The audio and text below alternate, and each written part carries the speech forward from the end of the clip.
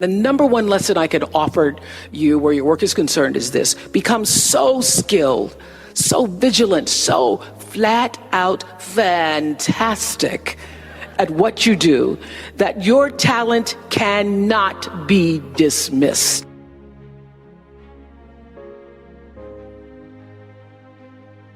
Stop comparing yourself to other people.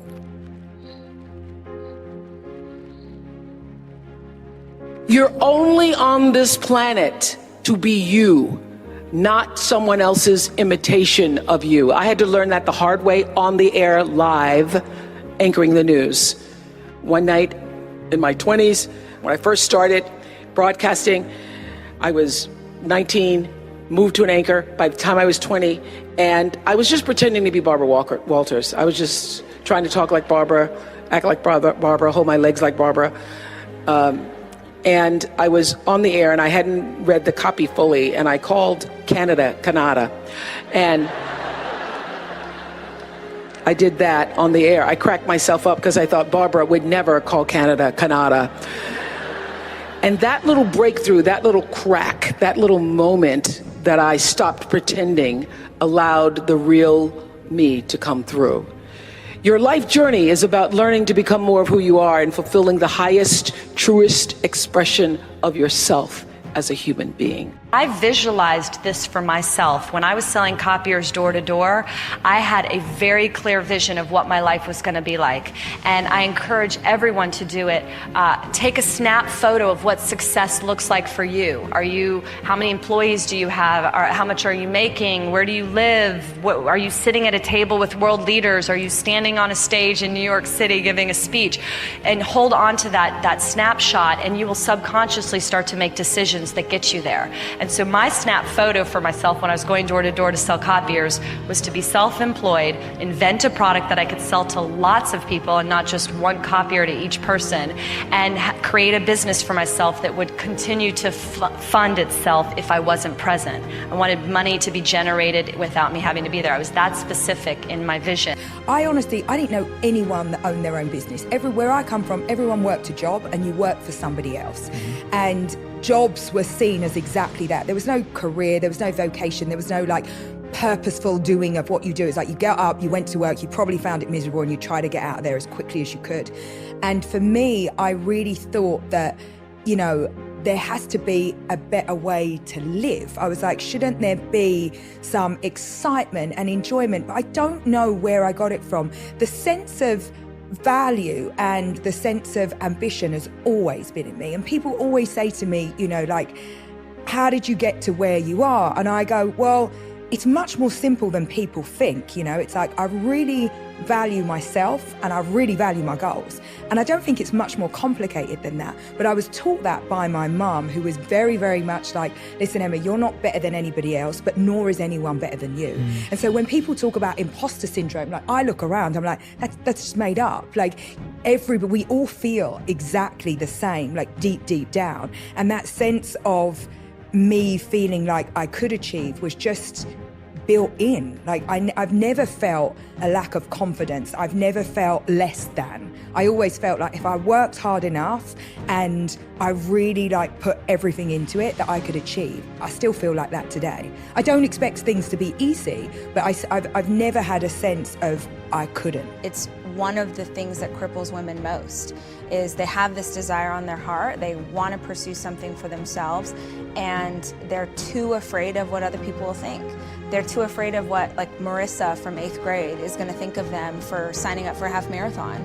They're too afraid of what their mother-in-law thinks of them for wanting to start a business, and they just drown in the shame associated with it, and nobody calls it BS. Nobody says wait, this isn't, we're all dealing with this, and so none of us can step forward into who we're called to be because we're too worried about what you think of us. Now, right, because we have this idea through social media that everything happens overnight. Yeah. And I think, it's like I've been grafting away since I was 12 years old and boom, I get some success at 40 and people think you're an overnight success.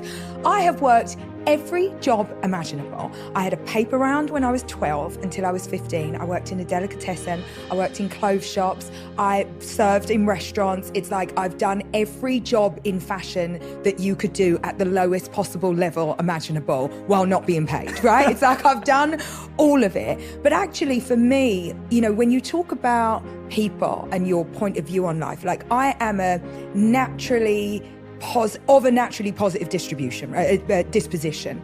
I always am a person that thinks about the glass being half full. And so even when I worked in that deli and I was making a sandwich, I was going to make you the best turkey sandwich you've ever had in your life. And I would wait and look at you and be like, how good is that sandwich? Isn't that an amazing sandwich? I chose the best amount of turkey with the right amount of the pickle, and I'd make it look nice, and I'd cut it beautifully on the plate. And do you know what I mean? So for me, I can take pride in anything, and I also take a huge amount of learnings from everything. So for me, it's like, I used to think, well, one day, this will be useful to me. One day, learning how to make a perfect cappuccino, or making a customer happy, or discussing how things work in a shop or a delicatessen will be useful to me. And I actually think about all of those experiences as being very formative. And I enjoyed all of them. You know, it's like I've really worked, and I think everybody talks so much about hard work, but they don't really talk about unenjoyable work. I had a lot of unenjoyable jobs that I just had to get through, but I never ever let it put me off. I always saw them as a means to the end, you know? And so I think when we talk about that now, what does hard work actually means? It means getting up and thinking about the end goal when you're nowhere even close to it, right? But you can see a pathway. And for me, it was always about that. I could always see very clearly that I'm going to do that to get to that, to get to that. And I've been quite planned, I feel, in so many ways in my life. That being said, I just feel like so many times there's people around you, whether they're in your life or now social media, you know, people are always going to tell you no, and people are always going to roll your eyes when you tell them your dream or your goal. And I think what I realized throughout my career and continue to realize is that those dreams and those goals are within reach, and they're, you know, just at the tip of our fingertips. And if we really want to do it, it's far beyond obviously than just work hard and believe in yourself. You know, you have to do a few more things in between all of that. But I just think with young girls today that it's important for them to have a voice and to believe in that voice. It's then I'm not growing, I'm not moving forward, I'm not going in the right direction. And so now I find myself looking for the fear. I'm like, what can I do that's going to scare me? Because I know how to make jeans. I can make you fantastic knickers all day long. But actually branching out and trying to do something else is the stuff that keeps us as humans growing. And I think about that all the time because I spent such a huge part of my life being so crippled by fear and failing. And, you know, I dropped out of school when I was 15 or 16. I can't actually remember. It must have been 15. But, you know, that always left me with this kind of inferiority complex that I wasn't educated enough. I'd work in London around all of these very hoity-toity, wonderful people that were fresh out of Cambridge and Oxford and had these wonderful educations. And I always felt a bit inferior for that. I was like, I'm going to get caught. They're going to find out that I don't, you know, have that educational background. I don't speak in the right way. And, you know, I feel like for so long that held me back until I realized, no, that's my fuel. That's what makes me me. And if I'm not a little bit scared, now I find myself just actually looking for it because I know I need that fire in my belly the whole time. First of all, it was over a decade. I know everyone nowadays we see social media, we're always kind of looking for the magic bullet. And if you want business advice or life, I can tell you what worked for me, but none of it's fast. And I don't think that the things that are lasting are ever quickly accomplished. So for me, a couple of things. I had a really pivotal moment, and at some point I'll stop quoting him, but I'm a huge fan of Tony Robbins. Going to UPW changed my life. That's not an ad, and I don't actually know him. It just really was a huge deal for me. But I was at that conference years and years ago, and they do this thing where it's a question he asks everybody, which parent did you crave love from most? And if you've seen his documentary, he does the same thing in the documentary. Not who did you love most, who did you crave love from most? And for me, it was my dad. And he said, now who did you have to be for him in order to get his love? And for me, I knew the answer. This was nothing new. I'd done a ton of therapy, so I'm like, that's why I'm an achiever. Like, I had to perform. In my family, nobody paid attention to you unless you were doing something good. So if you got an A on the test, if you scored a goal in the soccer game, then we all clap for you and we love you. And the second that that achievement is done, we're back over here doing our thing. And what that teaches a child is that in order to get love, you better keep achieving. Now, I don't regret that because, gosh, it's manifested into something really powerful as an adult. But so he asked that question, who'd you have to be? And then he says, and who else did you have to be? And I had never consciously had this thought, and it fell out of my mouth, small. So my dad was little girl, you don't know what you're talking about, little girl this, little girl. And he wanted you to be bigger than life when other people were watching, but he also believed that children should be seen and not heard. You little girl, you better shut your mouth. So how do you carry that? How do you be as big and achieving as you can possibly be, and then shut up because nobody wants to hear what you have to say? And I found myself as a grown woman sitting there realizing that this had become my career. So I had, in the dark, like behind the scenes in a way that it wouldn't bother anybody, I'm building and dreaming and an entrepreneur and super proud of what I'm doing. But if you had asked me, what do you do? I'd be like, oh, I have this little blog.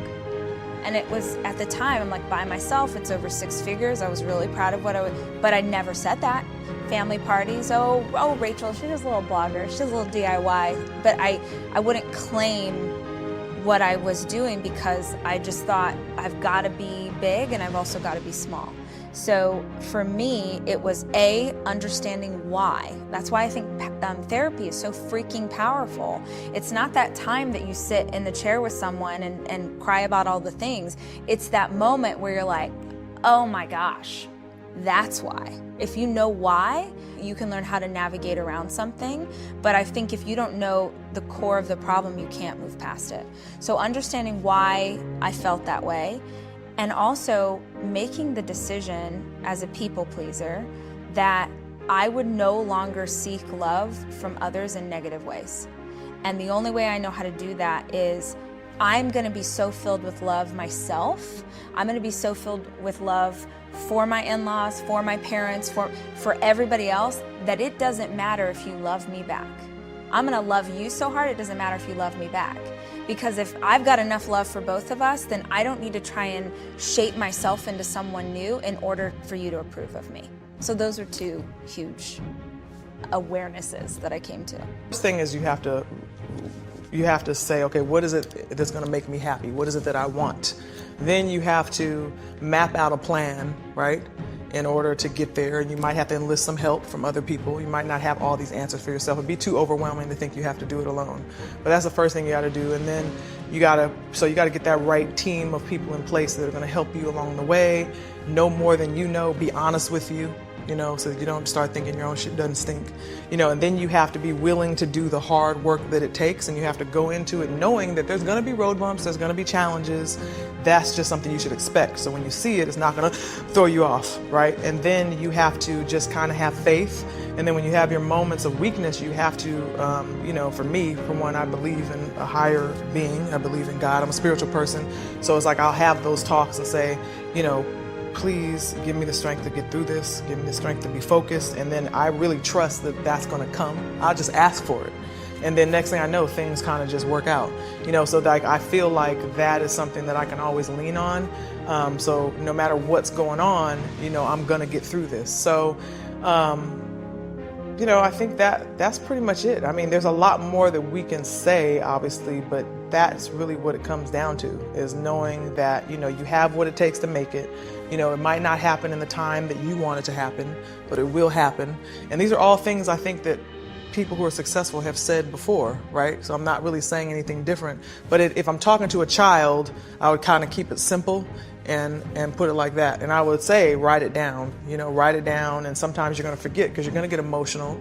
And if you're like me, you're going to maybe have a bad memory, and you might need to refer to your notes, and that's something that you have to do. You have to say it, you have to think it, you have to write it, and you have to really believe it in your heart, no matter what it is. That I've never been that scared of failing. Yeah. Right? And for me, at that time in my life, I was making a small amount of money. It's fair to say that I didn't have any, no one was relying on me to pay rent. Or I had a tiny little, I lived in like a high rise in East London with no front door and a gate on the door. No oven, just a microwave, no fridge. I put my milk on the balcony. Just to paint the picture of like where I was at that time in my life. It was rough. And honestly, what I thought is that, how could I lose? Like at this point, I could always go and get another similarly not inspiring job. And so that idea of like fear of not failing was really key. But I also I've always been very honest with myself. Like, everybody has a voice in their head. And some people have a voice that like chats them up, it's like I do. But I also have that voice that's like, Emma, like, know what you don't know. Like, don't be too silly in this situation. So I think that I really, in that instance where I decided like, let's get out of this job and try to go and do something else, it was enough understanding of it wasn't that good where I was. If it really didn't work out, I could always get back into something like that. But also that thing that just says, what happens if you don't do it? Like for me, I was miserable and I really saw a better life for myself. And I was like, I will just regret this when I'm 35, for example. And so it was really about just going like, no one's going to take a chance on me. I have to take the chance on me, and then maybe someone else will be inspired to take a chance on me, which is ultimately what happened. I left that role, I got employed in another job, and then when I got into that job, my now husband and business partner at that time, they kind of saw me and they were like, well, this girl's like kind of good, she has something. And they ended up being my first investors when I was 25 years old, which was crazy, which to me, even at the time, it felt crazy. And I remember questioning, I was like, why would anyone invest in me? And then I thought, no, of course they'll invest in me. Who else are you going to invest in? Like, you might as well. I'm as good as anybody else out there. And that's when that thing started ticking in. So I think sometimes you've just got to not be too afraid to lose. Yeah. And the truth is, Jay, I have lost and failed more times than I've succeeded, right? We don't talk about that. That's not in the articles. I don't post that on Instagram. But that's just the fact. Like, I've made so many mistakes. Before I got here and had 3 very successful companies, I had a dog of an agency that I opened here in a very successful business that was thriving in London and thriving in New York. And I opened an office in LA, and I embarrassed myself. I completely let the company down, I let the board down, I let the staff down, I underinvested, I did all of the classic mistakes. And, at the time I felt like it was the end of like my company and my career, but it wasn't. It was just a failure. I've had lots of things like that happen, lots of public embarrassments and things that didn't work out. And it's, it sounds like such an obvious thing, but it's like, well, how do you recover from that? And so for me, it's like always been this thing of like, all right, well, I'll dust myself off. I've survived worse, and I think a lot of that comes from my upbringing. Like you see a lot of stuff go down and you can get through things. Yeah. And I think I'm pretty good at getting through things. Because the excuses are just what I hear all day from women in DMs and emails, standing in line at a book signing. It's all the reasons why they can't do what they want to do. And it makes my head explode because it's like, what? Like, you're not, it drives me crazy. So I thought it's well and good for us to talk about the things that you need to do to achieve this stuff. But none of this matters if you don't have this foundational presence of mind to get out of your own way and to stop using that as a crutch for why you can't do what you want to do. If I get flack for anything in this space, it's the idea that I tell women that anybody can accomplish anything. And I really believe that to the marrow of my bones, because there is no reason that I should have the life that I have, the business I've built, the being on stage. I shouldn't have any of this. This is working every single day for the last 15 years to achieve the thing that I want to achieve. You had said something recently, or maybe it was on your Instagram, where someone said, how do I become a speaker? And you were like, speak everywhere. Everyone that go everywhere. That people are like, oh, I would love to be a speaker, but I can never talk like you. And I'm like, I spoke at old folks' homes. I spoke, because they can't run away, by the way, if anyone needs this tip. The people laugh, I'm like, no, it was for real. Mops Groups, which is mothers of preschoolers, they exist all over the country. I'd speak at the opening of an envelope, and I was horrible. Like, my first speeches, it was this. Maybe somebody... And it's so embarrassing, and you know your hands are shaking, and I had note cards, and I keep the videos on YouTube because I want people to see the progression of what a decade looks like. I've done it so much. I mean, you need me to do a keynote right now, I got you, I can make it up. But it didn't start that way. It was so many years and so much effort, and the problem is, people don't, they're like, well, I can't because, or here's the reason why. And I'm like, yeah, me too. I had all those excuses.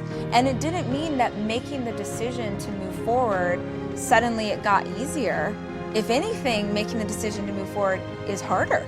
But I'm not, the classic Silicon Valley CEO. I think that for me, I used to believe that that meant that I could never really achieve what they achieved, that there were certain parts of the world, certain levels of success, certain levels of business that were just going to be too big for me. It's like, how could I dare say I'm going to run an energy company? Like that I'm going to build wealth for a community. Like, who the hell am I? How did you get over that?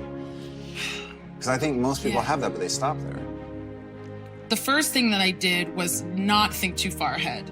So the idea was, instead of imagining from day one, oh, I want to build an energy company, it was more imagining or really envisioning, well, why am I getting up in the morning? Why am I, what's the point of my day? Especially also, I think I would add too, recently, wanting very much to make sure that little girls who look like me believe that they can do anything. And believe that they can do more than just media and entertainment in particular, and believe in the value of their perspective. And so that's what gets me up in the morning. And then everything else, the details, is like I can push through that day. And what I found is that instead of trying to live a successful life, if you aim to have a successful day, 12, if you have 13 out of the 24 hours of your day, if you won those hours, you won the day. And if you win most of the days in a week, you won the week. We just need a simple majority here, right? And if you win, most of the weeks in a month, there you go. Most of the months in a year, most of the years in a life, and all of a sudden, look at that. Without even trying, you've been able to kind of get somewhere. And so the biggest roadblocks for me were kind of in those big momentous moments then. So like getting ready to raise the round, for example, was one of those big moments where I realized that without knowing it, I had been building a life up to this big leap. But it wasn't about starting there thinking about the leaps, thinking about the big momentous things that would have to happen. It's like you just go hour by hour, day by day, week by week, month by month, year by year. And then all of a sudden, 5 years into working on something, I have the opportunity to raise the largest round any Black woman's ever raised in history. And I'm afraid. I'm afraid. Despite everything I've gone through to get there, I'm afraid. And it's because I still am just like, yo, I know me and Mark Zuckerberg went to the same college, but that's about it. I was on the step team. I know he wasn't. You know what I mean? Yeah, I mean, from what I understand, he wasn't. I don't, but like we have a different life. And I know that ultimately these investors are looking to invest in people that they understand, right? I think actually a lot of people, I don't think I'm special in that. I think people like to understand things. And in the worst of times in my business, if they don't understand me, they're not going to understand my decisions. They're not going to have faith in how I'm going to get us through this. And it was actually this person who's currently one of my advisors, works for one of the top VCs out here on the West Coast. And he said, without missing a beat, Jessica, Mark Zuckerberg could have never invented the socket. It is your life. It is your unique perspective. It is who you are that has brought you here. So anyone who invests in you is going to want you to be who you are. They're going to have to trust that being who you are, even if it's different from who they are, that's going to be the thing that's going to take this to the next level, no matter what. And I think for me, that was the critical piece of advice, right? Like we all need someone to say the thing that's been so obvious, but we've just been too head down to realize. But in the end, you know, it's about recognizing the value in our own struggle, being appreciative and aware of our privilege, so that we can have empathy for others and their experience. We can bridge the gap for them, and then being able to take all of that and own it. I always think there are things that just can't be measured. Like, you know, I don't know if they're in thin air or they're on another planet or what, but like and a lot of sports are measured by numbers. So you have statistics and you have all the point percentages, and like I'll talk to my coach and he'll show me actual patterns of a player or where they serve, so I'm aware of it in a match, and all that is important. But when you're deep in a match or you're deep in a third set, like so much is, you rely or I do, on my mind and what I believe is right in that moment and my instinct. And whether it's the repetition that I've formed with all the years that I've played, or it's the discipline that I've formed, or it's just the experience that will kick in.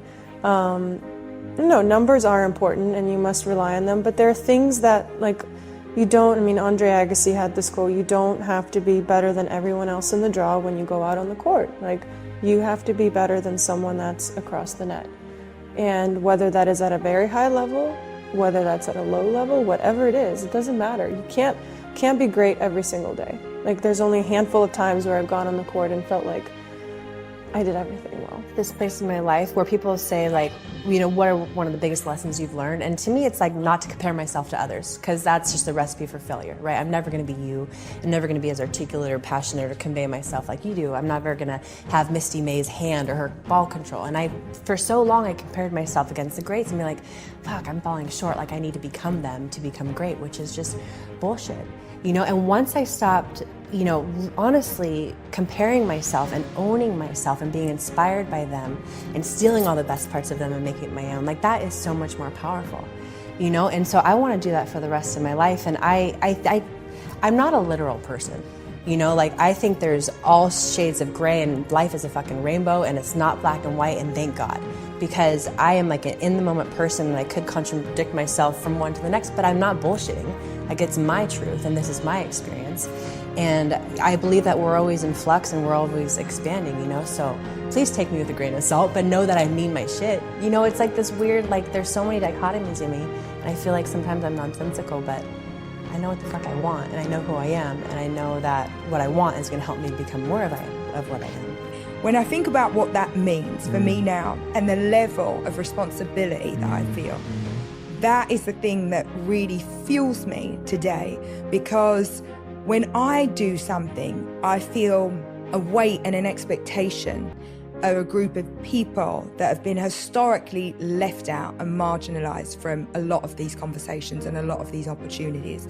And there is this huge sense of responsibility that I have for women, especially sort of young black women and minority women, and kids that just grew up poor anywhere. Like, I think about all that stuff every single day. And I think that real success for me will be when I am, you know, able to really pull what I've got and what it is that I kind of like strive for and continue to achieve, and have that affect a lot more people. And I do that in ways, you know, like through my chairmanship of the 15% pledge. That's been like a huge undertaking, an amazing amount of work that I have been able to do.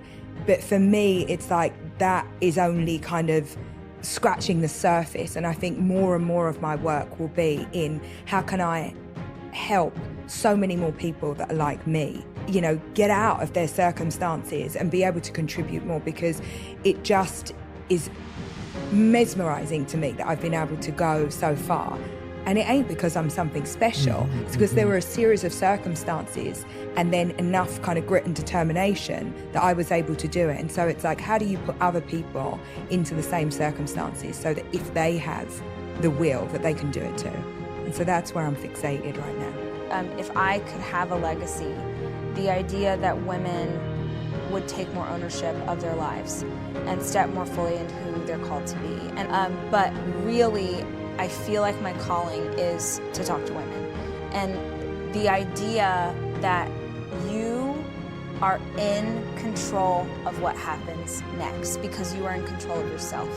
You cannot control the world around you or how people will act, but you can control how you show up today, the intentionality that you bring to this earth, and what you do next with your life. And if I can have an impact, hey, it'd be rad if women who built massive businesses or became the president were like, oh yeah, I read this book and it helped. But even more than that, just the mom in Ohio. Just the girl who's in college right now and struggling with how to show up for herself. Just any woman that didn't ever think that before, that didn't ever question, if I tried this, if I did that, if I taught myself this thing, if I showed up in this way, what would it change? And once I achieve that thing, then what can I do next? That you're in control of your own life, that women fundamentally understand that to their core. If I get to choose any impact, that's it.